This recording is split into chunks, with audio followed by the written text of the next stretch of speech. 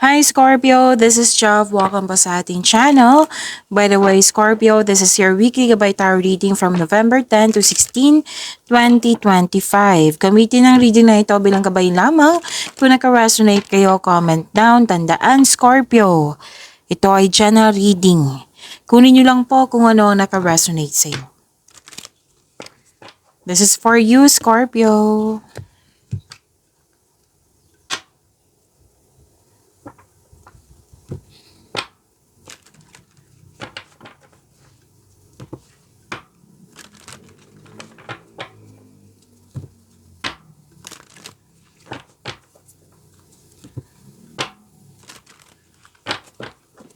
Para po ito sa iyo, Scorpio, ngayong November 10 to 16, 2025.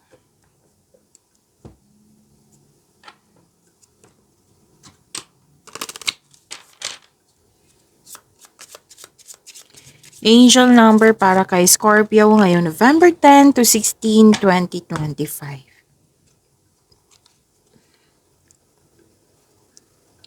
Angel number 666. This is reflection. Opo.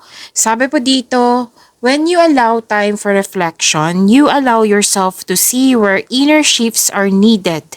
It is time for you to look at your beliefs and ask, is this serving me or is it time for me to release this? Reflect, refocus, and readjust. So to attract more blessings, let us say the power of affirmation. Let us say, as I refocus on what serves my highest good, I feel myself shift into my highest self. Okay, so this is angel number 666. So, this is a message to find balance in your life. Mag-refocus kayo sa inyong priorities at mag-practice kayo ng self-care. Okay?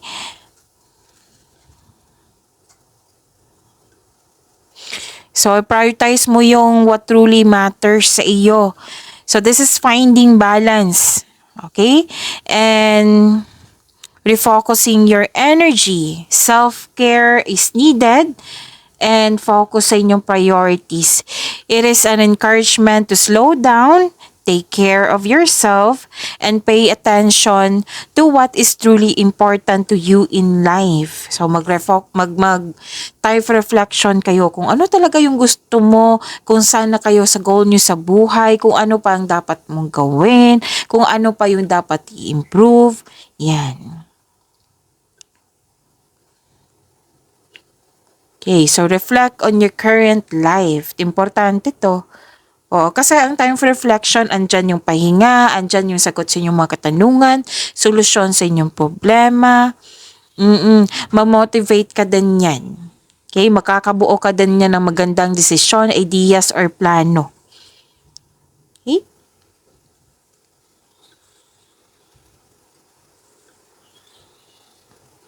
So, isipin nyo rin po kung ano yung nakapagbigay ng stress sa iyo para mabigyan mo ito ng solusyon. Okay? Para kung ano din dapat iwasan, kung ano ang dapat meron, kung ano dang dapat kung ano ang dapat i-let go. Yan. So, time for reflection.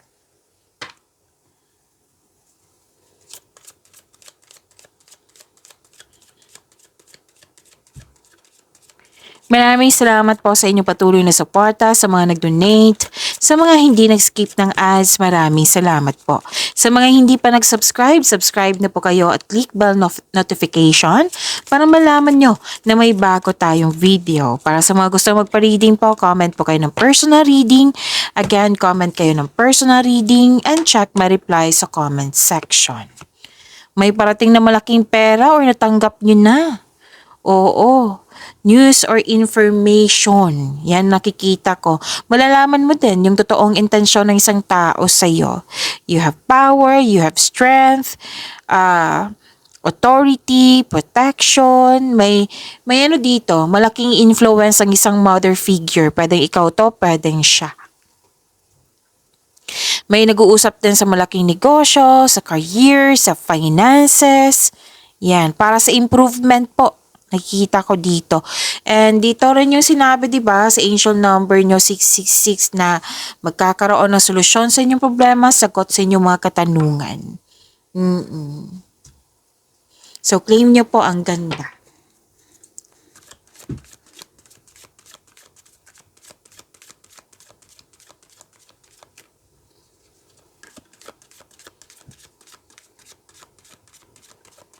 Angel number, what I meant is, this is your energy. Pasensya na po, Scorpio.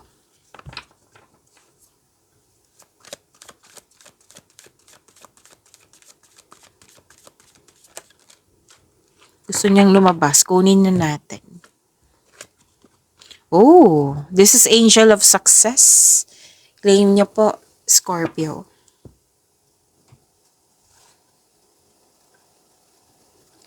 Para sa mga bago dito, kung may napansin kayo na repeating message, like for example, nanood kayo sa inyong monthly gabay tarot reading, daily gabay tarot reading, dito din sa inyong weekly at may napansin kayo na repeating message, yan po yung pinupush ng card sa inyo na kailangan nyo bigyan ng atensyon, solusyon at aksyon kung maaari po. So na yung energy ni Scorpio.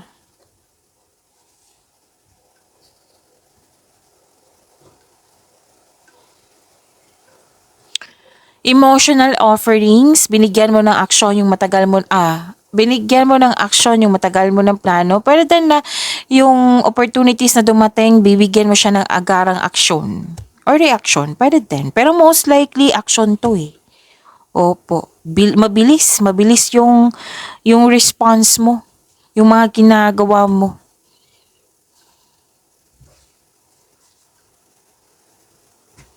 Okay. May bago kasing tao dito. Pwedeng hindi bago, pero pwede din nag-decide ka na kilalanin siya. Kasi, ang sabi ng card niyo po dito, Scorpio, na kung itong taong ito ay hindi mo siya talagang kilala, yung lubusan kilala, sabi ng yung card, kilalanin mo muna. Kung may ino-offer siya sa'yo, may sinasabi siya sa'yo na offer, opportunity, alamin mo muna. Kumbaga ang assignment niyo for this week, kilalanin, alamin nyo muna. Okay? Huwag magmadali. So, take things slow, kilalanin mo muna. May pangyayaring aminan po, pwedeng proposal din po ito. O, di ba, may sinabi akong opportunity kanina, pwede din proposal. Sa energy to kasi. Oo, energy to, pwedeng sa love and romance to, pwedeng sa career and money. Kasi, may nakita ko sa love and romance, may posibleng proposal. May nakita rin ako sa career and money nyo, parating na offer, bagong opportunity, pwedeng project, na very excited ka.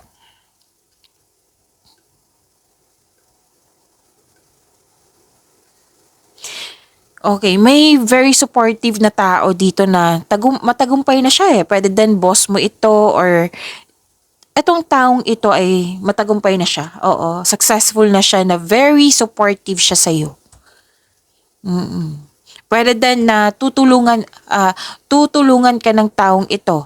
Pwedeng sa moral support, pero most likely sa bagay, pwedeng bibigyan ka ng malaking pera, posisyon, or promotion, yan. Nakikita ko dito, para mas mag-level up ka, tutulungan ka ng taong ito. Scorpio. Kung feeling mo stagnant ka, open your mind, isipin mo yung inspiration mo sa buhay para ma-enjoy mo yung mga ginagawa mo dyan. At, good news, oo, may magandang balita na parating sa iyo, Scorpio. Pwede din may nakita rin ako dito nag-healthy living ang ilan sa inyo. So this is good. Oo, very inspired ka oh. May posibleng may bago kang gamit, bagong pet, bagong kasamahan, may bagong gamit. Oo, yan yung nakikita ko. So, claim nyo po, ang ganda po.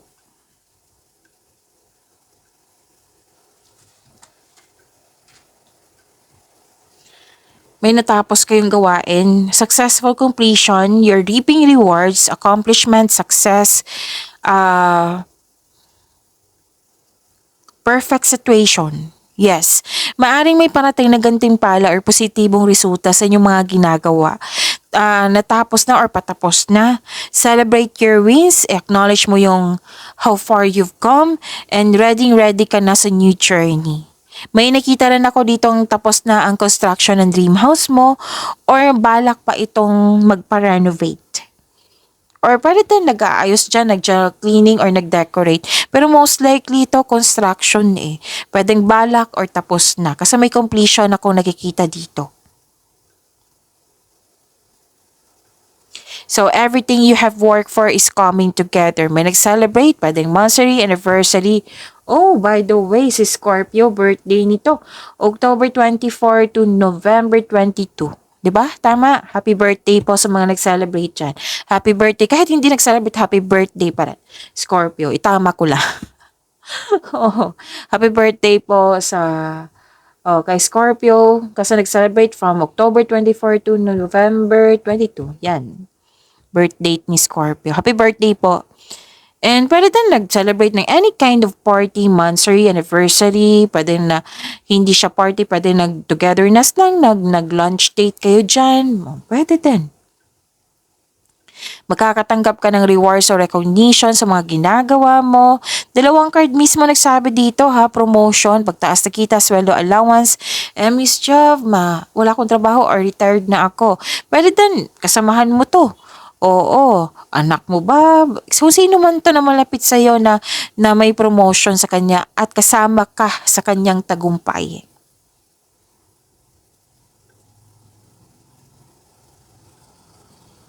Makaka-receive ka din ng positive review.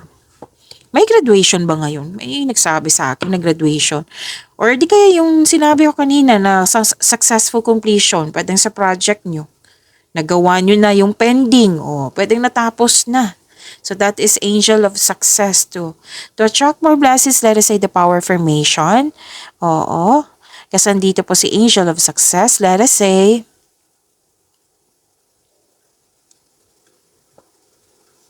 I am blessed with health, wealth, and love. I am blessed with health, wealth, and love. Kung sa Tagalog pa kasi may nag-request po, biniyayaan ako ng kalusugan, kayamanan, at pagmamahal.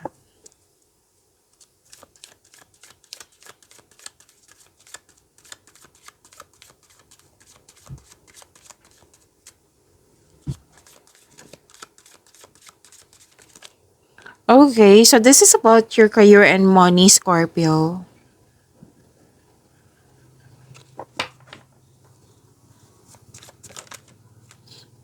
Matalon yung cards mo, Scorpio.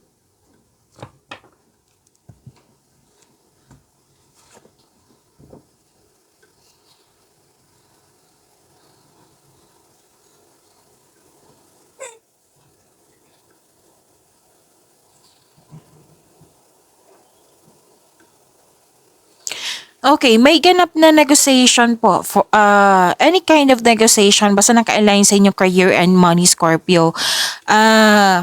Magkakaroon po ng successful agreement. Yes. Okay, yung promotion, pwede yan, negotiation din yan, no? Raise ng allowance, sweldo, kontrata ba? Oo, may nakikita rin akong kontrata dito. Nagkasundo. Oo, nagkasundo kayo. Deal yan. Magkakaroon po ng successful agreement. Scorpio. Challenges may arise in your career pero temporary lang po ito. Tapos kung na-distract kayo sa isang tao, wag nyo daw, kumbaga, ayusin ko lang para maintindihan nyo. Let's say, na-distract kayo kasi may toxic na tao. Tapos huminto ka, kasi na-distract ka sa kanyang mga ginagawa or mga sinasabi. Kung pwede po, wag pa kayong magpa-distract. Ipagpatuloy nyo po yung mga gawain dyan. Huwag nyo hayaan na maapektuhan yung mga ginagawa nyo dyan. Oo, pati pera nyo. Kasi ang pagtutok po sa problema po ay magdudulot ito ng pagtigil. Walang mangyayaring pagbabago po. May nakita rin ako dito may ganap na pinagtanggol mo yung kaibigan mo, miyembro ng pamilya, kung sino man tumalapit sa iyo, laban sa iba. Basta po, ipagpatuloy nyo po yung mga gawain nyo para matapos po. Okay?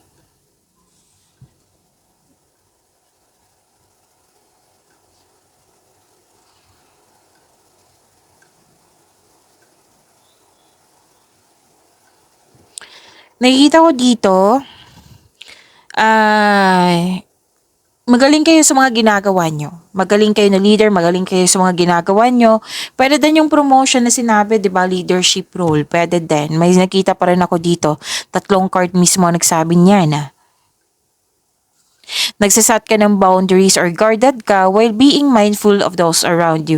Yung pinuprotektahan mo yung inner peace mo. Like, pwedeng umiiwas ka or nagput ka ng space, pero concerned ka pa rin sa mga nangyari sa surroundings mo, pwedeng sa tao. Yan. And sa napili mong career and, sa money mo, nakita ko dito career and financial stability. So, claim nyo po. You deserve this career and financial stability, Scorpio.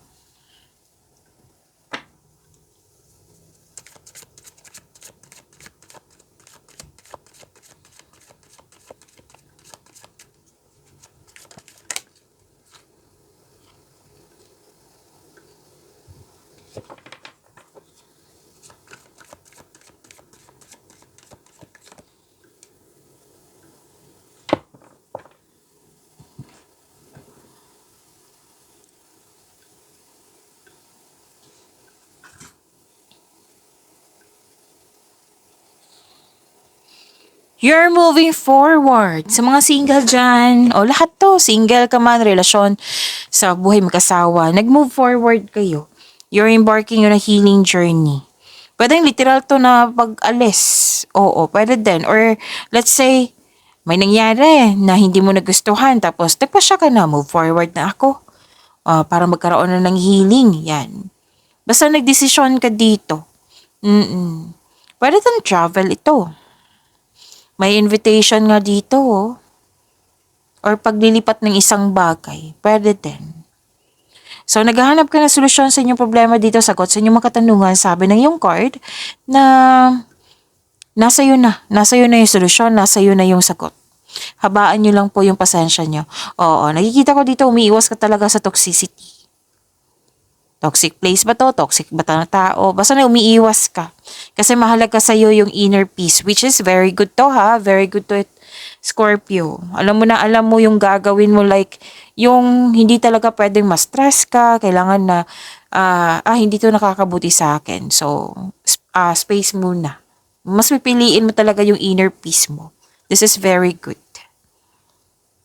Nag-decide kang mag-move on mula sa mapanakit na pangyayari.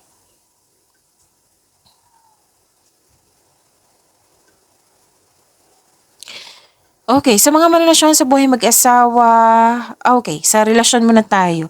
Nagpa siya na mag-live-in, oo.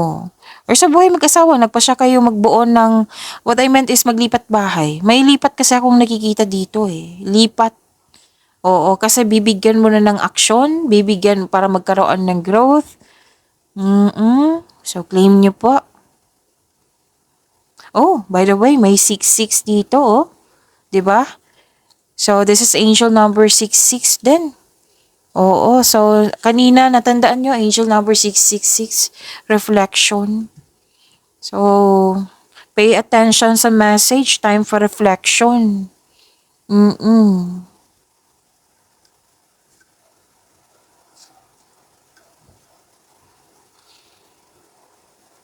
Okay, so ano pa?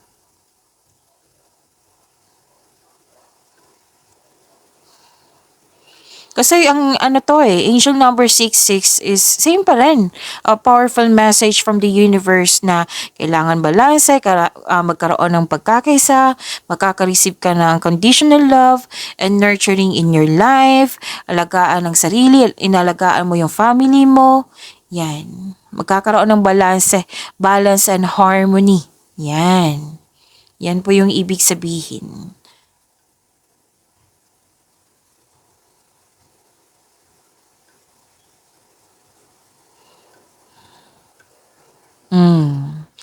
Kakaisa to you're making memories.